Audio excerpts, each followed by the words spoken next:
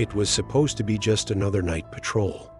Security guard Miguel Nascimento, 38 years old, was a veteran in the job.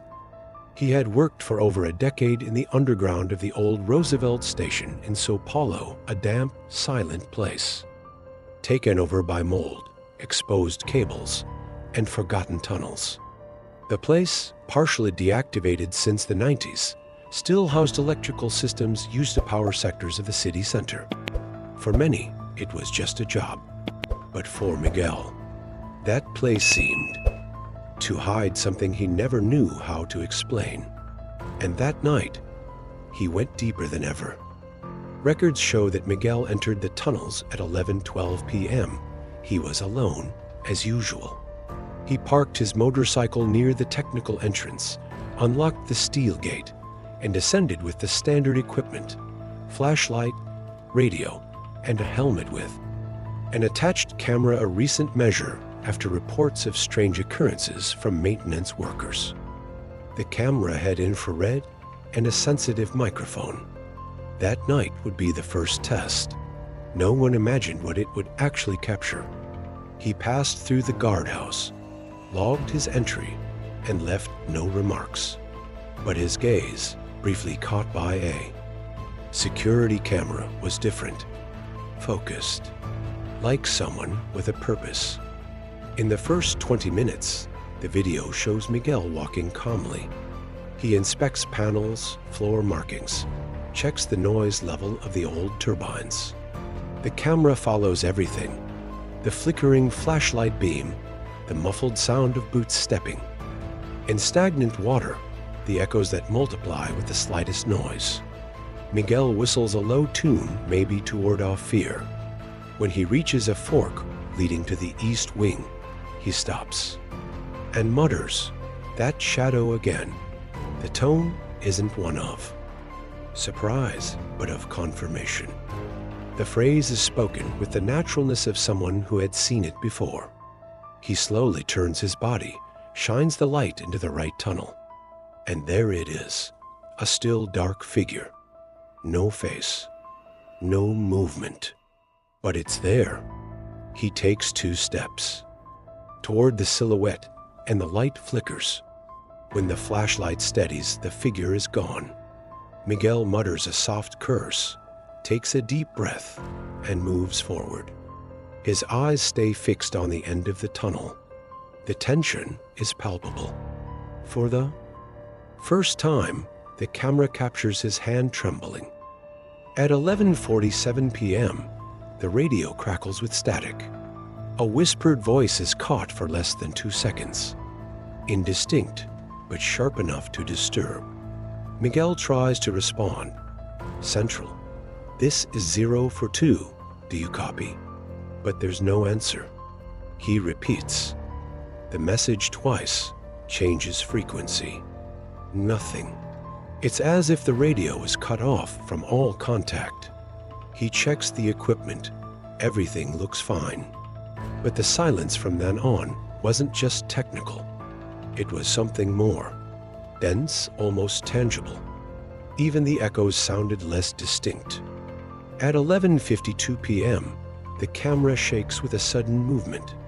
Miguel turns around quickly.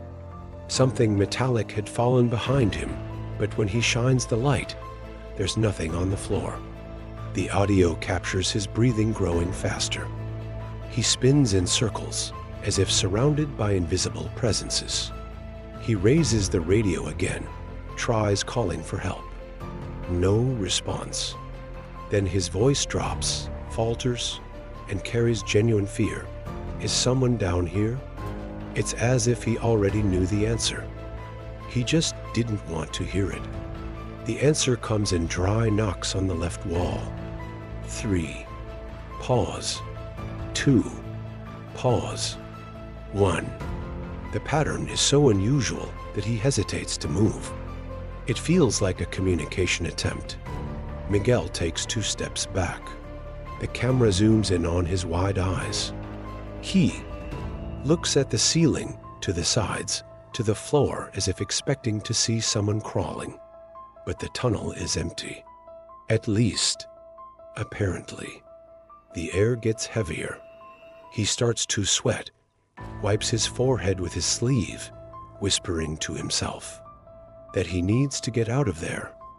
12:03 a.m. Miguel pulls out his phone and records a voice message. He starts with a trembling tone, almost as if in panic. If someone finds this, please listen to it all. There's something here, something that followed me. I saw eyes, and I swear to God, it was mimicking me. Every step I took, it did the same, but at the wrong time. Like a sick echo, he cancels the send. Maybe he thought no one would believe him. Or maybe because he didn't want anyone else to hear it. Forensic analysis of the recording revealed disturbing details. In the background, there's a rhythmic sound of footsteps, but the pattern doesn't match Miguel's. They happen at the same time, but in the opposite direction.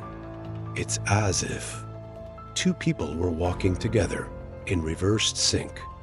Experts isolated the audio and discovered the sounds came from less than 2 meters away.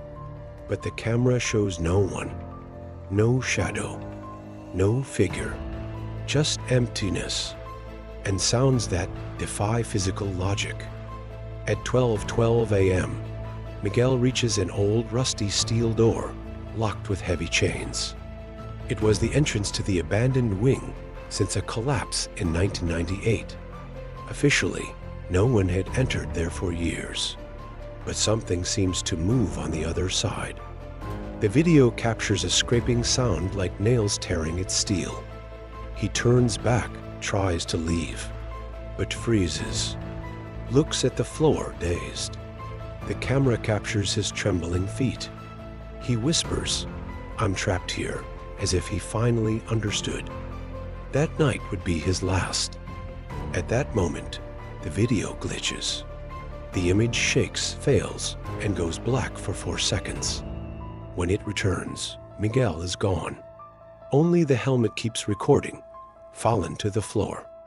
The flashlight still on, pointing at the wall. The microphone records.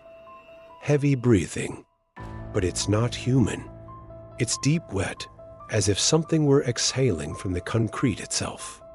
Then, a muffled voice whispers, "You shouldn't have come back." That voice haunted the dreams of those who watched the footage. One technician refused to continue working on it. Miguel was never found. No trace of blood, scratches, dragging. Nothing. Just the helmet with the intact camera. Forensics confirmed. No cuts, no digital interference. Just an unexplainable disappearance, as if he had been erased from space. A presence in the tunnels that left no trace, only questions. And a video that should never have existed. An unofficial report was drafted by a retired military specialist. He suggested the case could be related to electromagnetic anomalies, known in only 2 places in the world. The case was silenced by the transport company. The footage was not released to the public, but people involved in the internal analysis described the material as traumatizing. A technician revealed that, in slow motion, it's possible to see a translucent blur emerging from the wall and hovering behind Miguel before the blackout. The entity, if it can be called, that didn't seem physical. It vibrated, as if it existed on another frequency. Some say it's a shadow, others, a rift. Since that night, the East Wing was completely sealed with reinforced concrete. But that didn't stop new reports. Maintenance operators swear they hear coded knocks on the walls. One engineer reported seeing, on her security feed, a shadow, mimicking her movements exactly 3 seconds later. Miguel's family held vigil at the site for weeks. His mother, in an interview, said, "My son saw something, and because of that, he was taken. No one could prove otherwise." On certain nights, footsteps are still heard, and with them, The same phrase, "Is someone down here?" Today, the disappearance of Miguel Nascimento is filed as a Class C anomalous event, a category used when there's no plausible explanation, but material evidence exists. Many believe Miguel had already been touched by it before. That he went back to understand what he saw the first time. But some truths were never meant to be discovered. Some doors should remain locked. And now, all we have left is the recording. Would you dare watch until the end?